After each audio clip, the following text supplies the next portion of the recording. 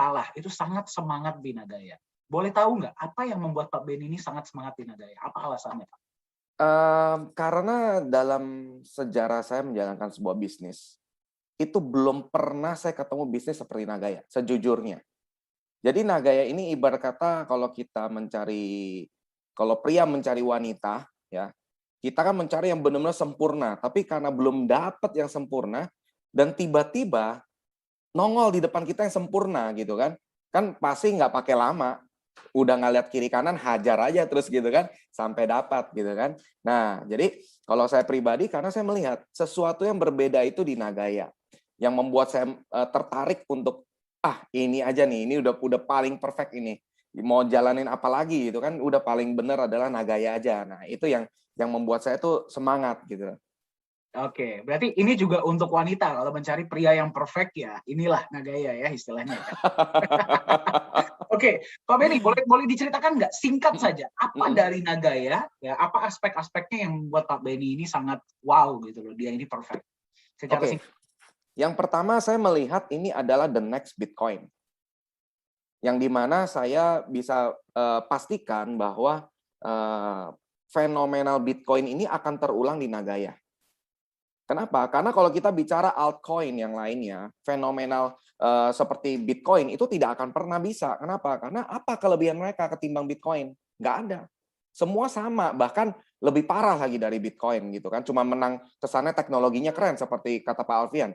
Nah, tapi, kalau kita lihat Nagaya bedanya apa? Dia punya underlying aset real, sebagai aset yang punya nilai intrinsik yang membackup nilai supaya dia tidak bisa unblock sampai ke dasar, sudah ada jaringnya. Yang kedua, Nagaya ini punya aset produktif, di mana aset produktif ini yang bisa memberikan benefit lebih kepada para pemegang aset supaya mereka tidak mau melepas koinnya begitu saja.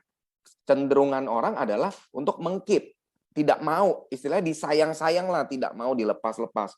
Nah, kedua aspek ini yang membuat, aspek orang yang, mau lepas koin karena harga naik dikit sudah dijual, ini tidak akan terjadi di Nagaya. Mau dia naik sampai setinggi apapun, saya yakin pasti orang lebih cenderung untuk simpan. Kenapa? Karena ada namanya fitur pembuangan koin yang di mana semakin langka jumlah koinnya. Bahkan dari 50 juta hanya tersisa sampai 10 juta.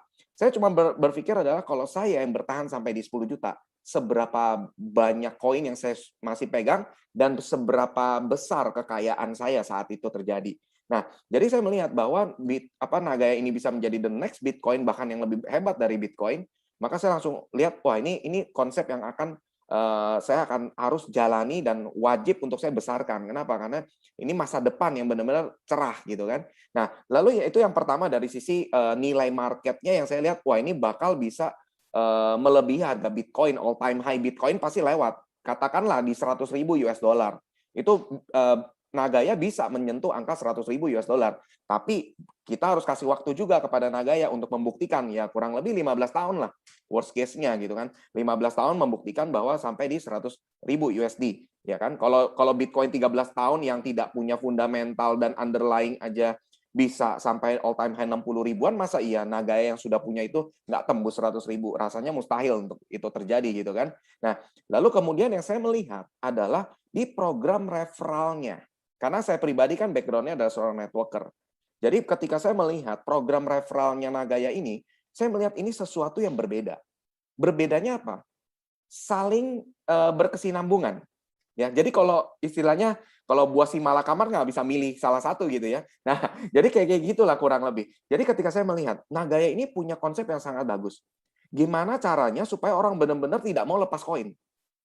Yang pertama dengan cara dikasih benefit, ya kan? Dikasih benefit, penambahan hak emas, profit sharing yang dibagikan ini sebagai yang membuat orang alasan untuk simpan ini koin nggak mau dilepas. Lalu yang kedua, yaitu apa? Ketika kita membangun jaringan, ya, ketika kita membangun jaringan, kita kan akan mendapat royalti dari setiap profit sharing yang diterima oleh tim kita, ya kan? Nah, ketika mereka semua terima profit sharing, kita terima royaltinya. Otomatis kita sebagai leader di atas pun, kita akan sebisa mungkin memprotek tim untuk tidak melepas koinnya, ya kan? Akhirnya apa? tidak akan terjadi yang namanya jual murah atau obral koin. Seperti yang di luaran sana, naik dikit atau masuk market aja langsung WD, WD, WD, WD gitu kan. Karena apa? Takut habis masuk market unlock nilainya sampai ke dasar. Makanya pas setiap masuk market langsung WD gitu kan. Nah, kalau di Nagaya mau masuk market pun nggak ada yang WD rasanya ya. Kecuali orang itu istilahnya orang-orang yang ikut-ikutan, nggak ngerti konsep, cuman karena latah dia ikutan beli gitu. Nah, nanti pas udah masuk market, nah mereka yang jual. Tapi kembali lagi, orang yang jual ini akan ditelan oleh orang yang mengerti konsep Nagaya. Jadi walaupun berapa banyak orang yang beli secara ikut-ikutan, tapi pada saat masuk market dan mereka jual, pasti semua komunitas Nagaya yang sudah ngerti konsep pasti akan menelan semua koin yang dijual itu. Bahkan tidak sempat untuk dibeli oleh trader yang ada di exchanger, gitu kan. Keburu komunitas udah udah makan dulu gitu kan. Kayak saya sendiri ada beberapa penawaran orang yang butuh duit mau jual Nagayanya, saya langsung nanya, "Harga berapa?" "Wih, harganya oke nih." Langsung saya telan gitu kan. Nah, saya rasa hal itu juga akan terjadi ketika nanti saat masuk market gitu kan. Nah, apalagi ketika acara DAO konsensus itu yang membuat saya langsung terbelalak gitu ya ngelihat, wih, ternyata dunia aja itu tidak seribet Indonesia.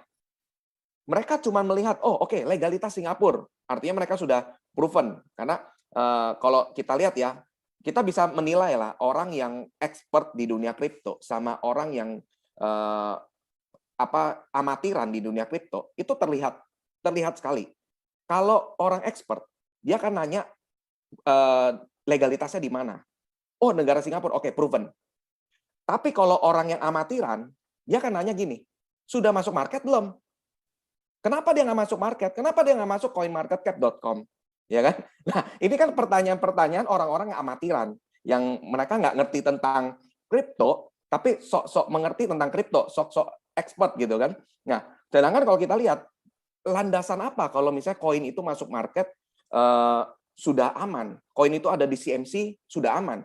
Banyak koin yang sudah scam, ya kan? Seperti 2018 koin yang dengan volume terbesar, koin baru volume terbesar, terkenal top 5 di CMC dan di market ada belasan, akhirnya scam, ya kan? Nah, jadi kalau orang masih percaya yang namanya masuk coin market cap sama masuk market itu proven, artinya dia benar-benar nggak upgrade dirinya, dia nggak menambah pengetahuannya tentang kripto, dan dia mau dibodoh-bodohi oleh oknum-oknum tertentu aja, terutama oknum-oknum mafia token gitu kan, bikin token masukin market, wih ini proven, kenapa? Karena sudah masuk market dan sudah ada di CMC gitu kan, padahal kita tahu sendiri caranya mudah sekali untuk masuk ke sana, tapi kenapa Nagaya nggak lakukan itu? Ya karena Nagaya terbentur oleh regulasi Singapura. Nah itu yang saya lihat, tidak sembarangan, karena ketika saya melihat, oke, Nagaya berani ambil tindakan mendaftarkan perusahaan di negara Singapura, itu nggak main-main. Karena kalau blacklist Singapura kan blacklistnya internasional.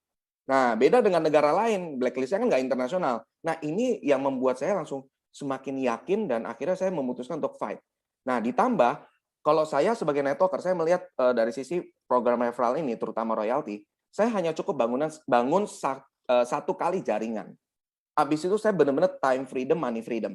Kenapa? Karena profit sharing itu tidak bergantung pada omset.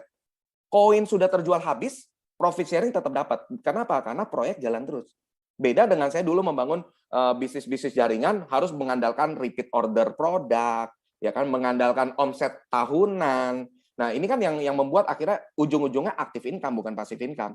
Tapi ketika saya melihat di Nagaya, wah ini benar-benar real passive income dari proyek-proyek yang dijalankan. Apalagi semakin banyak koin yang terjual, proyek makin nambah.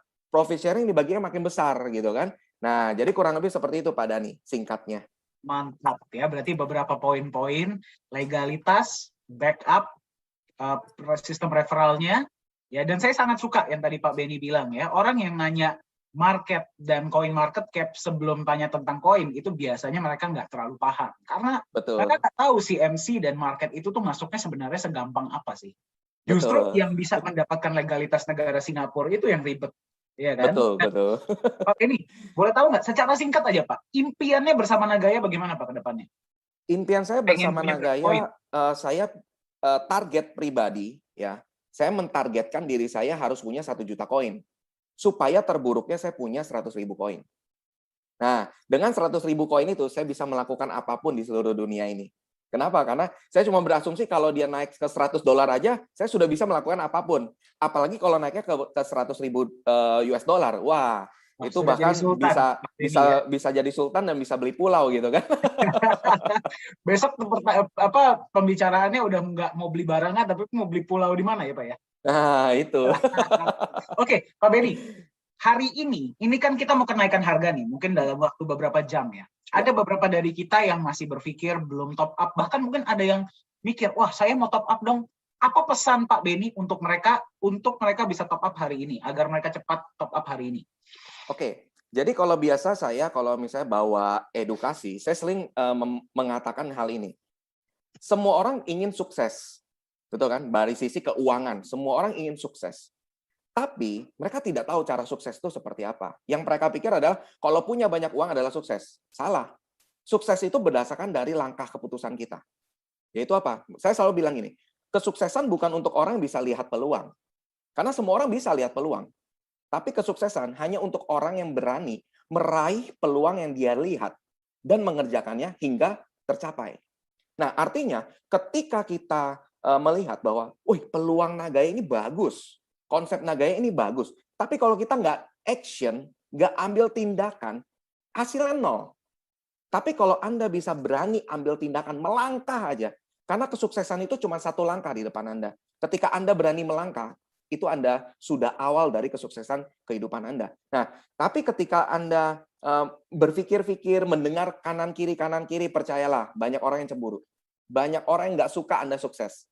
Tapi kalau Anda percaya terhadap intuisi hati Anda, insting ya, melihat bahwa Nagaya ini bagus, segera ambil keputusan, mumpung harga masih lama nih. Nah, kenapa? Karena hitungan 3 jam lagi, setiap orang yang beli di harga sekarang langsung untung 8,7%. Pertanyaannya, bisnis apa yang bisa kasih kayak begitu? Langsung untung 8,7%. Nggak percaya, hitung aja. $1,75 dikurangin $1,61, hasilnya dikali 100 dibagi harga saat ini, 1,61. Hasilnya 8,7%. Nah, pertanyaannya di mana lagi bisa dapat keuntungan sebesar itu? Nah, tapi jangan langsung dijual Bapak Ibu, sayang. Tunggu harga $100 baru dijual. Itulah baru konsep holder. Jadi kalau dulu saya seorang trader, saya kalau dulu udah bangga dengan dulu saya suka trading gitu kan. Saya suka trading, apalagi terakhir saya banyak trading itu di Indodax gitu kan. Nah, saya sudah bangga banget, dengan trading saya pernah menghit 5 menit, nggak nyampe 5 menit, profitnya 180% dari trading di Indodax. Tapi ketika saya melihat, loh kok keuntungan seorang trader kalah dengan keuntungan seorang holder, ya kan? Nah dari situ saya langsung mengupgrade diri saya, naik level. Ingat Bapak Ibu, naik level. Kalau Anda masih seorang trader, pastikan Anda mengupgrade diri Anda menjadi seorang holder. Pertanyaannya, ada nggak trader yang jadi konglomerat dunia? Nggak ada. Hanya holder yang ada.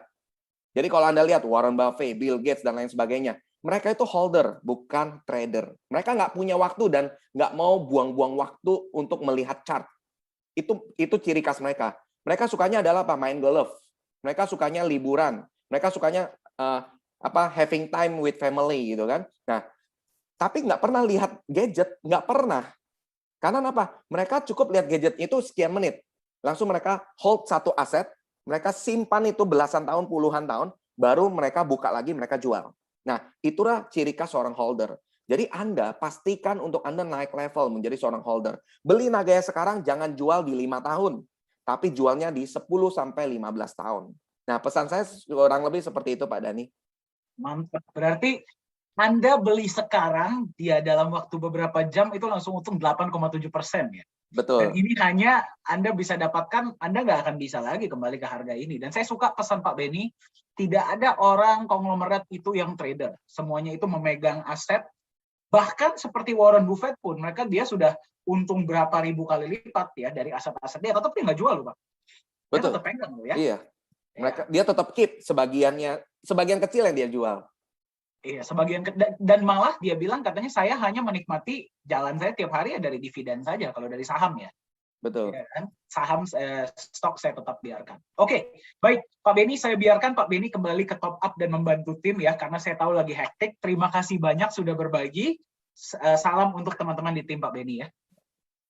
Thank you Pak Benny, thank you. Oke ya, tadi kita sudah dengar dari Pak Benny Lu